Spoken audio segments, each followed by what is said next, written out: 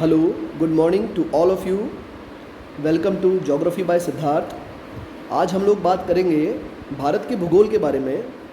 तो भारत के भूगोल की अगर हम लोग शुरुआत करें तो सबसे पहले हम लोग बात करेंगे कि भारत का निर्माण कैसे हुआ, भारत अभी जहाँ अवस्थित है वहाँ कैसे पहुँचा, और भारत की जियोलॉजी और ज्योग्राफी और जियोमॉर्फोलॉजी कौन से कॉन्टिनेंट से ज़्यादा मिलती है। तो शुरुआत की जाए सबसे पहले ओरिजिन ऑफ इंडिया की। तो जैसा कि आप लोग देख रहे हैं, आज वर्तमान में जो महाद्वीप है हमारे, वो पहले ऐसे नहीं रहा करते थे। जो हमारे आज महाद्वीपों का जो फॉर्मेट है या सीक्वेंस है वो कुछ इस तरीके का है, जिसमें आपको उत्तरी अमेरिका, दक्षिणी अमेरिका, अफ्रीका, इंडिया, जो एशिया का भाग है, यूरोप, ऑस्ट्रेलिया, सब अलग अलग दिख रहे हैं। लेकिन आज से 20 साल पहले या कहें 200 मिलियन वर्ष पूर्व जुरैसिक काल में, कार्बोनिफेरस काल में, इस समय ये महाद्वीप इस तरह के नहीं रहा करते थे। इस समय एक सुपर कॉन्टिनेंट या महामहाद्वीप जिसका नाम पेंजिया था वो हुआ करता था, जिसमें सभी महाद्वीप एक के साथ एक जिक्सॉ फिट की तरह फिट थे। फिर कालक्रम के अंदर जैसे जैसे समय बीता, ये महाद्वीप एक दूसरे से अलग होते जाते हैं और अपना अपना स्थान लेते हैं। तो इसी क्रम में हमारा भारत जो है वो अफ्रीका से अलग होता है और उत्तर पूर्व की ओर बढ़ता है। ये थ्योरी दी थी अल्फ्रेड वेगनर ने। साथ में उन्होंने ये भी बताया था इसी प्रकार से रेप्टाइल से रेंगने वाले जीवों का भी इसी कालक्रम में निर्माण हुआ। आप देख सकते हैं इस वीडियो में किस तरह से महाद्वीपों का अलगाव हो रहा है और अपने अपने स्थान में ये लोग पहुँचते हैं। भारत इसी क्रम में उत्तर और उत्तर पूर्व की तरफ खिसकता है और एशिया के दक्षिण में ये जाकर के स्थापित होता है। इसी क्रम में आप देखेंगे कि जब एक सुपर कॉन्टिनेंट पेंजिया था, उसका सबसे पहले 2 महाद्वीपों में विभाजन हुआ। उत्तर की ओर था लोरेंशिया, जो कि आपको दिख रहा है, और दक्षिण की ओर था गोंडवाना लैंड। बीच में जो इन दोनों के बीच में जो सागर होगा, लोरेंशिया और गोंडवाना लैंड के बीच में जो ये वाला सागर है, इसे कहेंगे टेथिस सागर।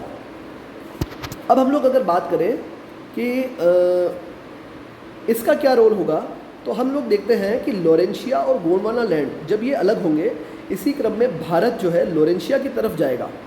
जब ये लोरेंशिया की तरफ जाएगा तो बीच में टेथिस सागर आएगा। तो टेथिस सागर के अंदर अवशेष होते हैं, अवसाद होते हैं कई सारे। उन अवसादों को ये फोल्ड करेगा। जैसे अभी हम लोग वीडियो के अंदर आगे बढ़ते हैं तो हमें देखने को मिलेगा कि किस तरह से ये आगे बढ़ेगा। जैसे कि हमने देखा कि ये लोरेंशिया था और ये था गोंडवाना लैंड, और टेथिस सागर इसके बीच में अवस्थित था। तो जब भारत इससे टूट करके अलग होगा, तब आप देखिएगा किस तरह से क्या फॉर्मेटिंग होगी।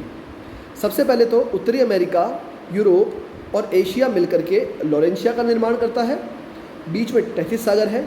दक्षिण में दक्षिणी अमेरिका, अफ्रीका, इंडिया, ऑस्ट्रेलिया और अंटार्कटिका मिलकर के गोंडवाना लैंड का हिस्सा बनाते हैं। ये देखिए, ये भारत गोंडवाना लैंड को छोड़ के उत्तर और उत्तर पूर्व में एशिया से टकराता है और वहाँ फोल्डेड माउंटेन बनते हैं। अभी इसमें भारत की लगभग गति 12 सेंटीमीटर पर ईयर के हिसाब से थी, या उस समय ज़्यादा भी हो सकती है। वर्तमान में ये 5 सेंटीमीटर की दर से अभी भी गति कर रहा है। इसकी आपको डायरेक्शन पता होनी चाहिए। अक्सर कंपटीशन एग्ज़ाम में उत्तर और उत्तर पूर्व ये इसकी डायरेक्शन थी कि जाकर के एशिया से टकराया, और ये फॉर्मेटिंग जो हुई है, इस फॉर्मेटिंग से हमारा पूरा का पूरा हिमालय का निर्माण होता है। अब इसके अंदर एक थ्योरी काम करती है जिसको आप आगे जाकर के प्लेट टेक्टोनिक या प्लेट विवर्तनिक सिद्धांत में भी पढ़ोगे। जब 2 भारी प्लेट्स या 2 प्लेटों का आपस में टकराव होता है, जिन प्लेट्स के अंदर एक हल्की और एक भारी प्लेट होगी, तो उसमें मान लीजिए ये भारी प्लेट है और ये हल्की प्लेट है। जब ये आपस में टकराएंगी तो हमेशा भारी वाली प्लेट जाएगी नीचे और हल्की वाली प्लेट रहती है ऊपर। और इस हल्की वाली प्लेट का भारी वाली प्लेट से टकराने पर जो वलन पड़ते हैं, उसी से वलित पर्वत या फोल्डेड माउंटेन्स का निर्माण होता है, जैसा कि भारत के उत्तर में हिमालय का निर्माण हुआ है। इस वीडियो में आपको ये चीज़ समझ में आएगी कि किस तरह से हिमालय बना होगा। विभिन्न कालखंड में महान हिमालय, लघु हिमालय, शिवालिक आदि का निर्माण हुआ होगा। तो मैंने जैसा भी आपको कहा कि इस प्लेट का खिसकाव अभी भी हो रहा है 5 सेंटीमीटर पर ईयर की दर से या कम ज़्यादा। तो आप ये देखिए वीडियो के अंदर हिमालय का उत्थान अभी भी निरंतर हो रहा है। 1 सेंटीमीटर, 2 सेंटीमीटर, जब भी हम लोग निश्चित समय अंतराल पर एवरेस्ट की हाइट देखते हैं तो वो भी निरंतर निरंतर हमें 1 सेंटीमीटर 2 सेंटीमीटर बढ़ता हुआ ही प्रतीत होता है। अब सिर्फ और सिर्फ ये सारे महाद्वीप एक दूसरे से जुड़े हुए थे और अभी भी उसी तरह से जिक्सॉ फिट हो गए, इस आधार पर हम लोग नहीं कहते हैं कि ये महाद्वीप एक थे, बल्कि जब हम लोग ज्योग्राफी का अध्ययन करते हैं तो उत्तरी अमेरिका का पूर्वी तट और यूरोप का पश्चिमी तट भी आपस में कई सारी समानताएं लिए हुए हैं।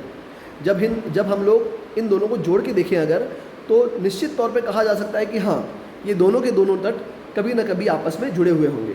इसी प्रकार से हमारा जो भारत है, इसकी ज्योग्राफी और इसकी जियोमॉर्फोलॉजी पूरी तरह से अफ्रीका महाद्वीप से मिलती जुलती। अब आपको तीसरा और इम्पॉर्टेंट पॉइंट आपको ध्यान रखना है कि भारतीय पेटी या भारतीय प्लेट का खिसकाव उत्तर और उत्तर पूर्व में यूरेशियन प्लेट से जब होता है तो दो प्लेटों का एक दूसरे के समीप अभिसरण होगा, एक दूसरे के समीप आएंगी। तो वहाँ पर दो घटनाएं और देखने को मिलेंगी, पहला ज्वालामुखी, दूसरा भूकंप।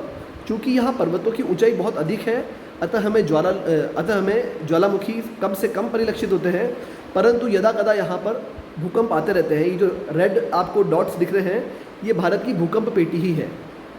तो इस प्रकार से जब हम लोग इंडियन ज्योग्राफी का अध्ययन करेंगे तो आपको पता होना चाहिए कि बेसिकली भारत आज जहाँ है उसकी उत्पत्ति हुई कहाँ से और वो कहाँ से आया है। Thank you very much.